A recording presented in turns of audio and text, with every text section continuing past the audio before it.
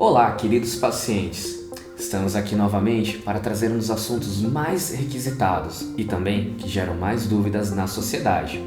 Eu sou o Bruno, psicólogo, e hoje vamos falar sobre o transtorno de ansiedade.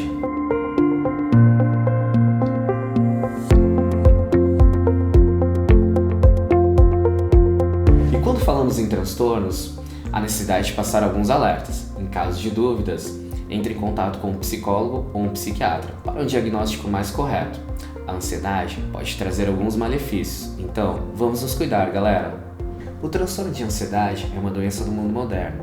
Ela ocorre devido às pressões sociais, ou seja, pressões pela família, trabalho ou, muitas vezes, a nossa própria pressão, para conseguirmos atingir todas as metas, ou seja, ser o suficientemente bom para todos e para nós.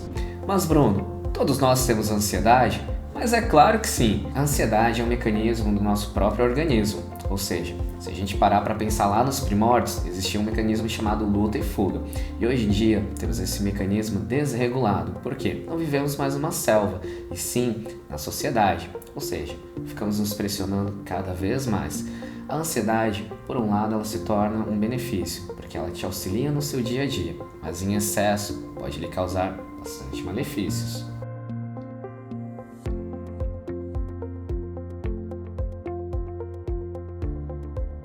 A ansiedade em excesso muitas vezes precisa de uma intervenção, tanto psicológica como psiquiátrica, e também o uso de medicações. Vamos usar alguns exemplos.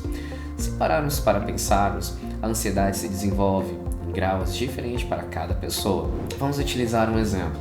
Joãozinho, ele pode ter sofrido alguns traumas na infância que remeteram a uma ansiedade bem exagerada quando cresceu, ou pressões no trabalho.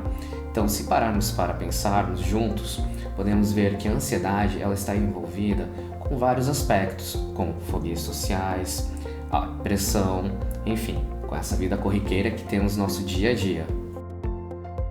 Mas Bruno, quais são os problemas que a ansiedade pode me trazer? Bem, isso varia do grau de ansiedade e tipo. Alguns podem gerar dores, desconfortos e sensações de falta de controle, como se você estivesse apenas assistindo ao longe, como espectador de si mesmo, mas vamos por partes.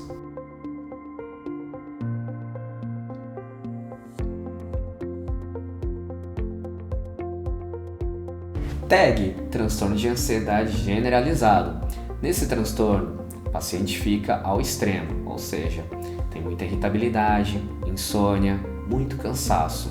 Enfim, nesse transtorno, o seu cérebro nunca desliga.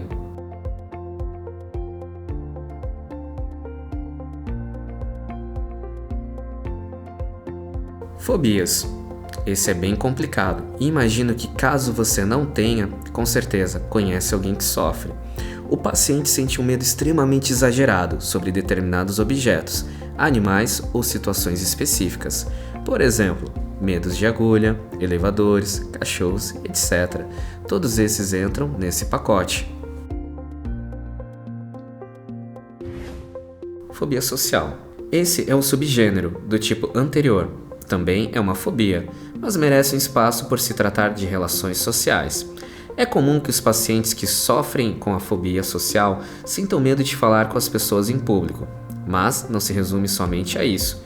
Mesmo quando não precisam dizer nada, só o simples fato de estar presente em uma festa ou reunião pode trazer esse sentimento à tona. É bem comum que, quando arrastados para esses lugares, sempre tentam se isolar do resto da galera.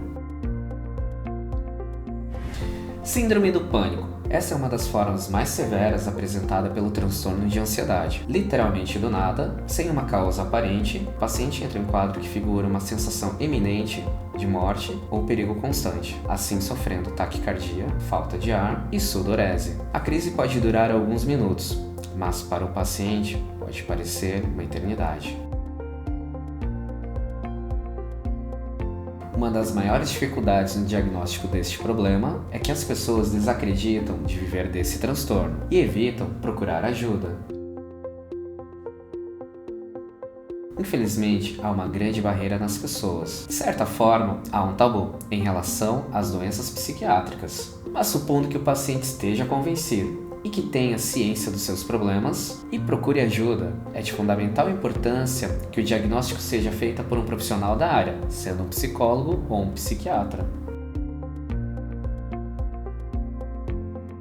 Para a ansiedade, infelizmente, não existe uma cura definitiva, mas veja pelo lado bom, existe um tratamento. A terapia é indispensável. É fundamental que o paciente consiga identificar os gatilhos que lhe causam a crise e como tudo isso funciona dentro de si mesmo.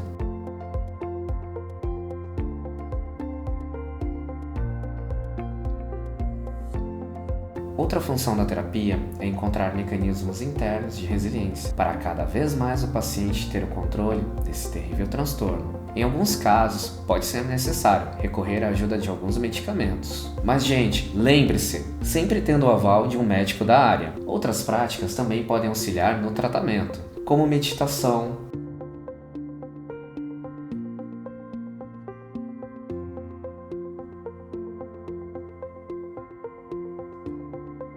relaxamento, yoga, exercícios físicos, entre outras atividades.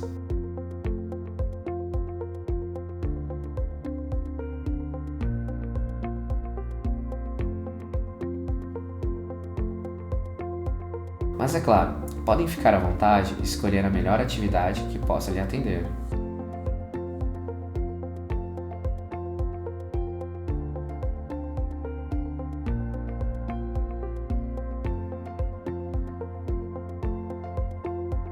Galera, por hoje é só. Espero que tenham gostado desse novo material. Caso tenham alguma dúvida, vocês podem estar me mandando mensagens, tanto pelas minhas redes sociais, como pelo meu WhatsApp. E pessoal, não fiquem com vergonha de procurar ajuda. Saúde mental é necessário, é qualidade de vida. Não deixem para depois, quando perceberem algum sintoma. A felicidade está no bem tratar. Obrigado por assistirem e encontro vocês na próxima sessão.